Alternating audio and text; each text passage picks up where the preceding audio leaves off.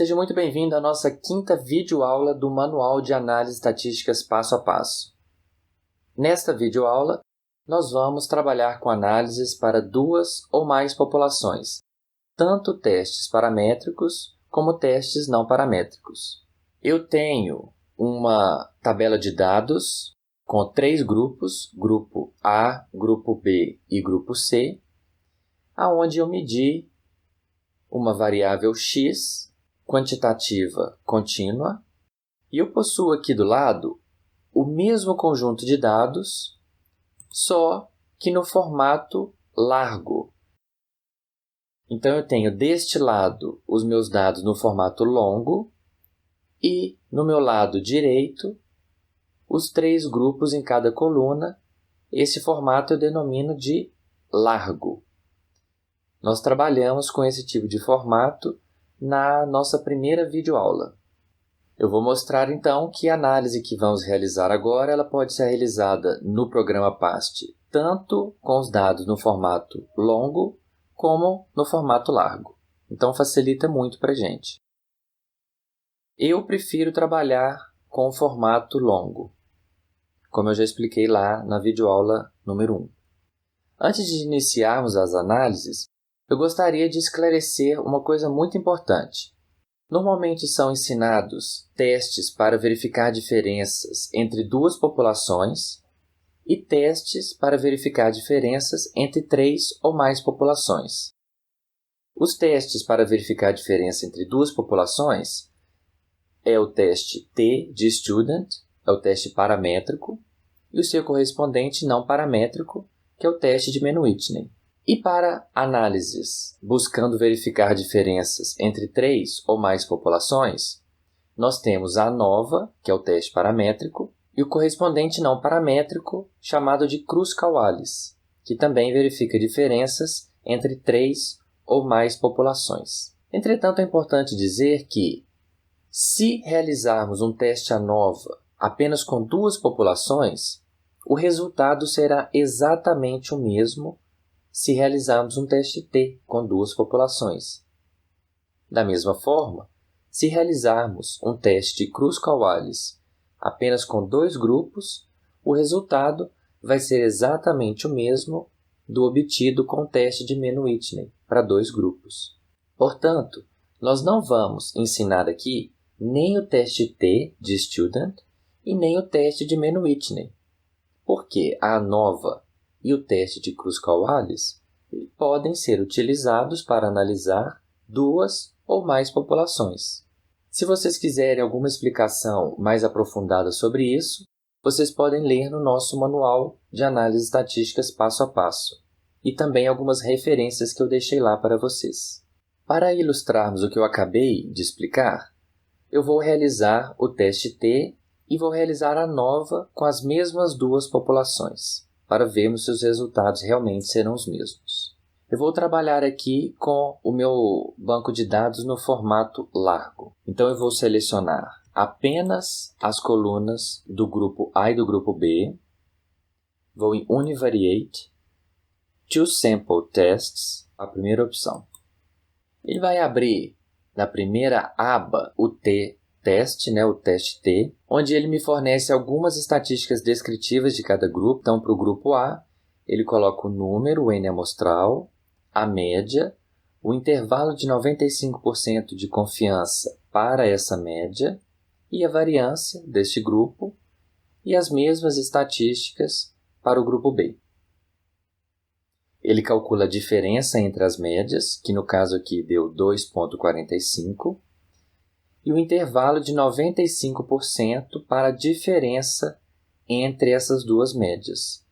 Esse intervalo também era calculado quando nós realizamos o teste para a diferença com apenas uma população em relação ao valor fixo. Nós obtivemos um valor da estatística T de 4,6241 e obtivemos um p-valor de 0,00094464.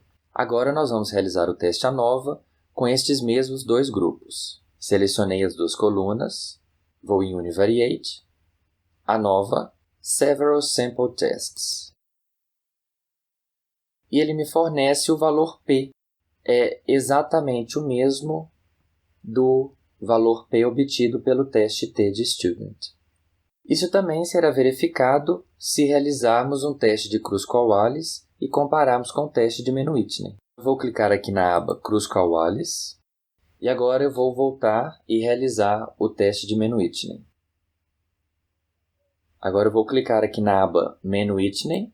Para a comparação entre o teste de Mann-Whitney e o teste de Kruskal-Wallis, o valor P não é exatamente o mesmo, porém eles são bem próximos. Essa diferença vai ocorrer devido a aproximações de distribuição, porém a conclusão vai ser a mesma. Se um teste falar que os dois grupos são significativamente diferentes, o outro teste também vai dizer isso, porque o teste de Kruskal-Wallis ele é exatamente equivalente ao teste de Mann-Whitney quando nós temos apenas duas populações. E da mesma forma, o teste ANOVA é equivalente ao teste T quando nós temos apenas duas populações. É importante dizer que o teste de Mann-Whitney e o teste T ainda são muito importantes, porque eles são testes onde nós podemos testar hipóteses unicaudais, ou seja, se a média de um grupo é maior ou menor que a média de outro grupo. O teste ANOVA e o teste de Kruskal-Wallis só verifica se as médias são diferentes entre si. Na medicina, por exemplo, onde nós temos testes de superioridade de algum medicamento, então nós teremos que aplicar o teste T. Porém, como na maioria das vezes nós queremos testar a diferença entre médias de duas ou mais populações, o teste T é equivalente ao teste ANOVA para duas populações, assim como o teste Mann-Whitney é equivalente ao teste Kruskal-Wallis para duas populações. Dito isso, vamos então entrar direto nos testes ANOVA e Kruskal-Wallis. Agora eu vou trabalhar com os meus dados no formato longo. Primeiro eu vou selecionar a minha coluna de grupo e da minha variável x. Vejam que eu já deixei marcado a minha variável grupo como uma variável, de agrupamento. Eu escolhi isso aqui em cima. Quando eu clico nos atributos das colunas, eu selecionei aqui em grupo e deixei da minha variável x como não especificado, porque eu quero que ela seja numérica, então eu não especifico nada. Desclico o atributo das colunas, vou em Univariate, ANOVA Several Sample Tests. O programa nos fornece a tabela ANOVA, com a soma de quadrados entre e dentro dos grupos, os graus de liberdade e o quadrado médio, e o valor da estatística F da ANOVA, e o p-valor correspondente. No caso aqui, ele é menor que 0,05, então concluímos que a 5% de significância, pelo menos uma dupla possui uma média diferente. Ele também nos fornece um valor P através de permutações. Esses dois valores P, eles precisam concordar entre si. Se um for significativo, o outro também precisa ser. Essa parte aqui de efeitos aleatórios, ele é utilizado para medidas repetidas, que não é o caso. E uma das suposições da ANOVA é que as variâncias dentro dos grupos sejam as mesmas. E para isso existe um teste de igualdade de variâncias, que ele aplica aqui é o teste de Levene, para homogeneidade de variâncias baseado nas médias. Este teste, se ele for significativo, quer dizer que existe evidências para dizer que as variâncias entre os grupos são diferentes. No caso aqui, ele foi maior que o nível de significância assumido, então nós não rejeitamos a hipótese nula, dizemos então que as variâncias dos grupos podem ser consideradas iguais. Ou seja, a suposição de homogeneidade de variância, também chamada de homocedasticidade, foi atendida. Caso o teste de homogeneidade de variância tenha rejeitado a hipótese nula, nós iremos utilizar o p-valor calculado do teste de Welch, que é o teste utilizado quando as variâncias são consideradas diferentes. Ou seja, se as suas variâncias não forem iguais, não há problema nenhum, basta você concluir a partir do p-valor do teste de Welch. Uma outra suposição importante da nova é a normalidade, e para checar essa suposição, nós devemos verificar a normalidade dos resíduos. Após clicar na aba de resíduos, ele nos fornece um gráfico de qqplot ou qqnorm, gráfico quantil, aonde a linha vermelha representa a adequação à distribuição normal e os pontos são os resíduos obtidos da nossa análise. Se estes resíduos estiverem alinhados sobre a reta vermelha, então a suposição de normalidade foi atendida. Ele também nos fornece um resultado para o teste de normalidade de Shapiro-Wilk.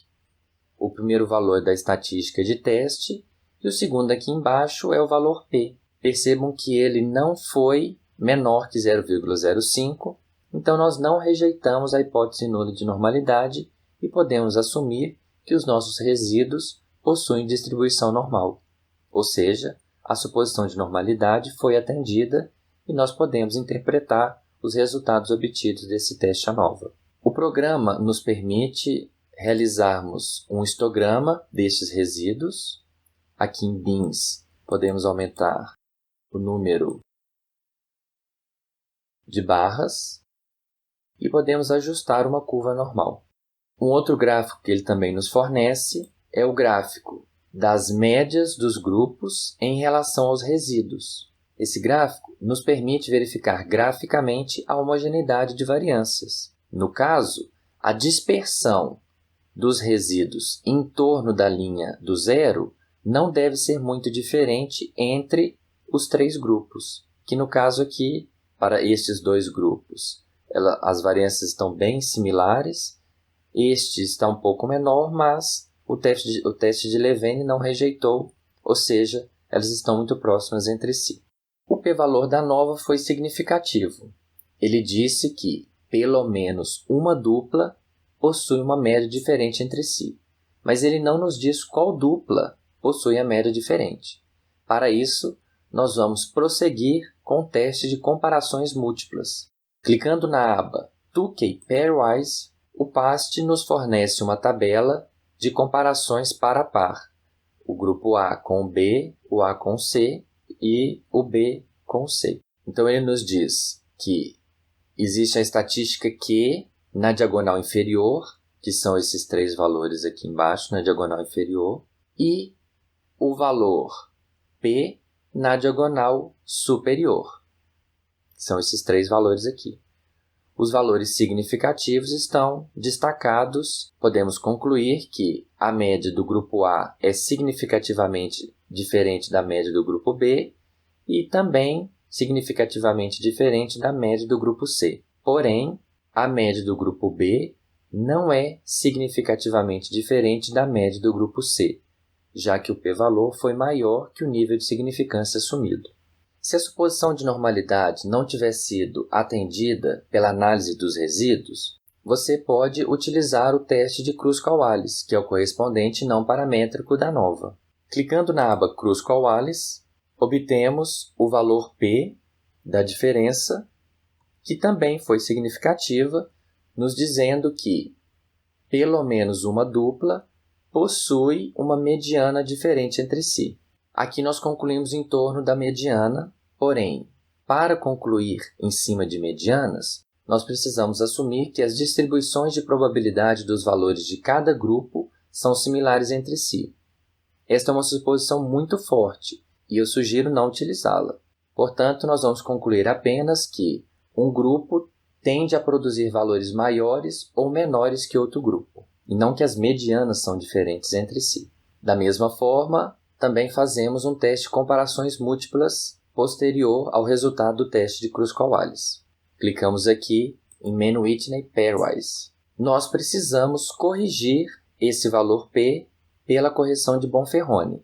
Clicar aqui em p-valor corrigidos por Bonferroni. Neste caso, a diagonal inferior é igualzinha à diagonal superior, transposta. O resultado é igual ao que obtivemos para a nova. O grupo A tende a gerar valores de magnitudes diferentes do grupo B e também do grupo C.